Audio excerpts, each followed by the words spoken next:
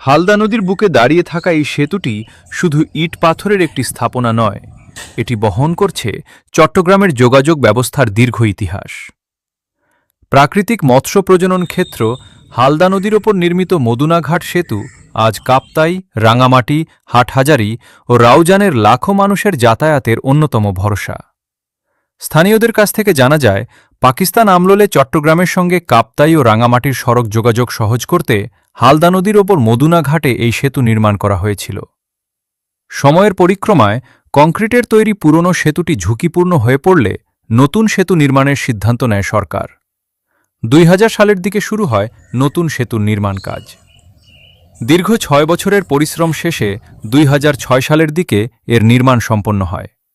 পরে তত্ত্বাবধায়ক সরকারের আমলে আনুষ্ঠানিক উদ্বোধনের মাধ্যমে যান চলাচলের জন্য খুলে দেওয়া হয় এই গুরুত্বপূর্ণ সেতু।